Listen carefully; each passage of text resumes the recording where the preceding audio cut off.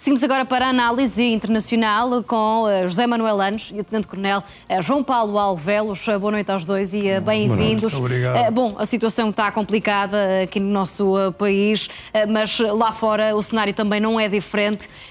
Começando pelo Médio Oriente. Bom, Donald Trump, que amanhã terá um encontro na Casa Branca com Netanyahu, numa altura em que surgem informações de que Netanyahu já sabia uns bons anos antes do ataque de outubro.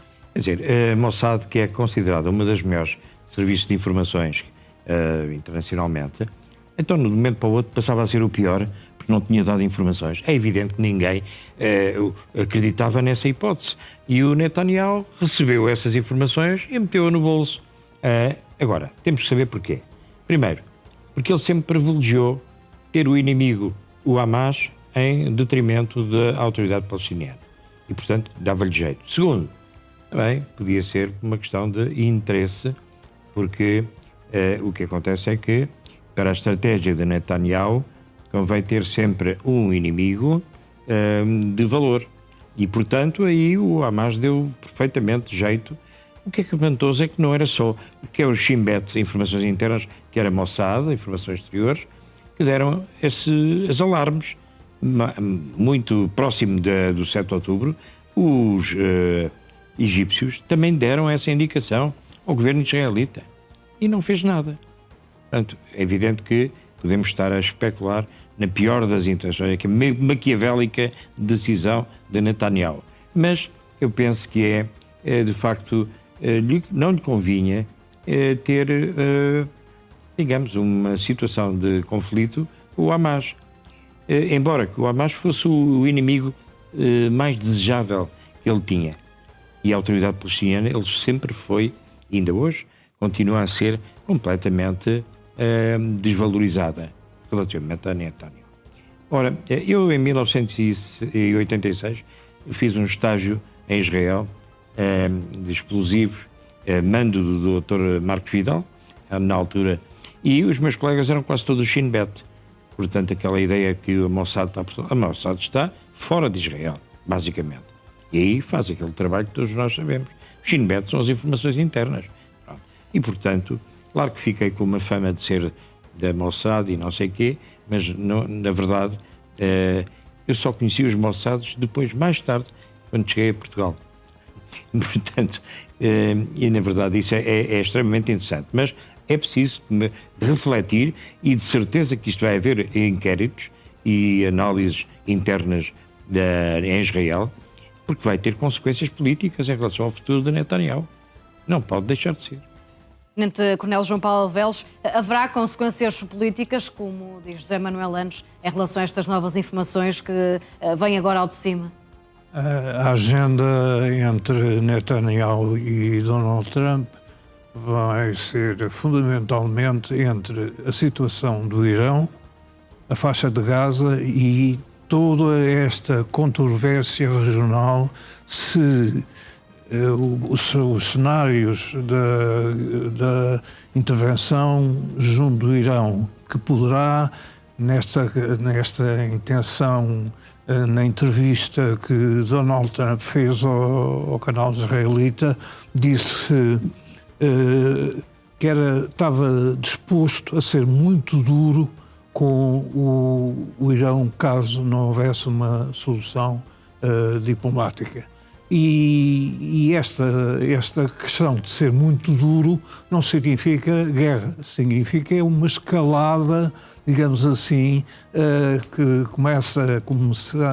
pode começar através de uma pressão diplomática e económica, depois, digamos assim, uma pressão militar com a presença de um segundo porta-avião exatamente nas águas do Golfo Pérsico, e, ao mesmo, inclusive, umas situações cirúrgicas de bombardeamento para determinadas zonas, como sejam as instalações nucleares, alvos da Guarda Revolucionária e outro tipo, assim, temos assim um quadro que vai evoluir de acordo com... isto também faz parte da jogada de Donald Trump, isto é, digamos, uma ameaça subentendida aos iranianos e dando apoio a Israel. Portanto, este encontro de Netanyahu em Washington, já hoje nos Estados Unidos, e será muito importante. E não esquecer que esta ação tem que ser muito, muito delicada, porque não só Israel será vítima da resposta do Irão, como também os proxies, os Houthis, o Hezbollah, que são aliados do Irão, também podem intervir exatamente numa resposta a Israel. E José Manuel Anes, Donald Trump já veio dizer que ou há acordo ou terão de lidar com algo muito difícil. E há também agora esta questão, como falava o Tenente-Coronel, de um segundo porta-aviões que poderá estão a considerar enviar o segundo porta-aviões. Portanto, há aqui toda uma mobilização para que este ataque se dê. Na verdade, até há maior quantidade de navios de guerra próximos do alvo, do Irão, muito superior àquela que antecedeu a Guerra dos 12 Dias. Tínhamos aí o porta-aviões de Gerald Ford, e agora temos Abraham Lincoln, e virá mais um, que eu não sei o nome atualmente. Na verdade, tudo está preparado para um ataque em forma contra o Irão. Agora, é bastante difícil, porque já houve uma atitude extremamente lamentável da parte de Donald Trump a dizer para a população iraniana: manifestem-se, ocupem os edifícios, fiquem com o nome das pessoas que vos maltratam e tal. E depois, mais nada, foi para as negociações. E os iranianos sentiram-se traídos. E isto foram manifestações realmente bastante lamentáveis, porque Donald Trump tem pensa que está sempre ali na Casa de Branco ou no Mar-a-Lago, mas há consequências daquilo que ele diz. E foi declarações irresponsáveis. Se ele ia avançar para as negociações, não tinha feito este tipo de encorajamento. Vão para as ruas, continuam. E morreram centenas de pessoas, para não dizer milhares. Ora bem, portanto, eu penso que isto é extremamente delicado, porque da outra vez foi um ataque às instalações nucleares do Irão. Agora, se os Estados Unidos fizerem outro ataque, vai ser para destituir o regime dos ayatollahs, de certeza absoluta. Isso vai ser mais amplo, mas também com consequências bastante notáveis da parte dos iranianos. E é João Paulo Veles, numa altura em que as atenções estão voltadas para a região do Médio Oriente, a guerra na Ucrânia está em stand-by, pelo menos no que diz respeito às negociações. As últimas novidades que temos aprendem-se com aquilo que aconteceu em Abu Dhabi já na semana passada, e para já o Kremlin diz que não há uma nova data para a próxima ronda de negociações. Abu Dhabi só teve um aspecto positivo, foi a libertação de prisioneiros, 757 para cada lado. Isso sim é o aspecto humanitário que teve presente.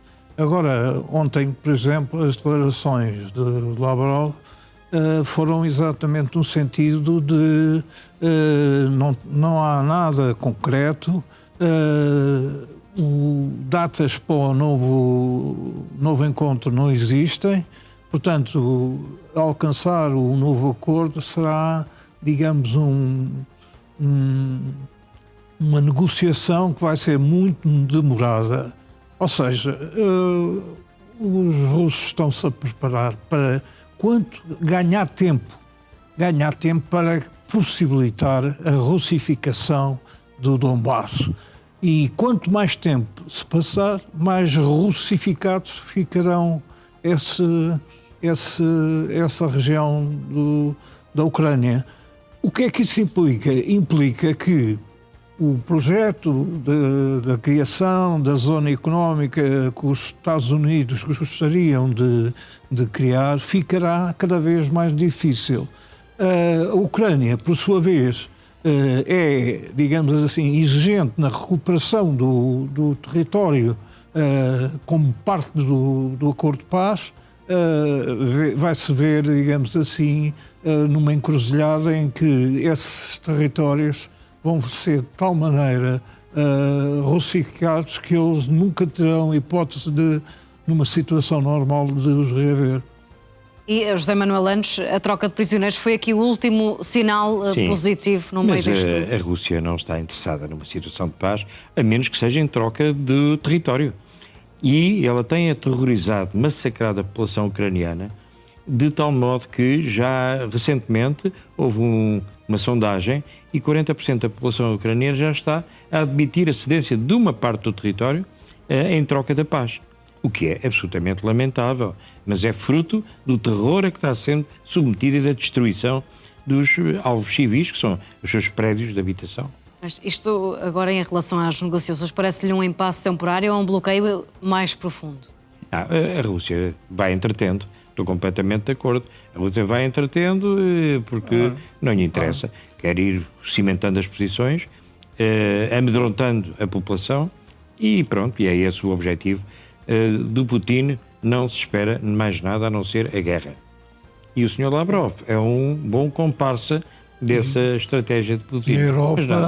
E a Europa demonstrou uma cobardia solene ao rejeitar a proposta, a maioria dos países da União Europeia, de ativar os ativos russos. Mas os belgas não permitiram e então fizeram um financiamento de 90 mil milhões de euros, que vai ser aprovado no próximo dia 24 de fevereiro pelo Parlamento, mas agora vem a divisão.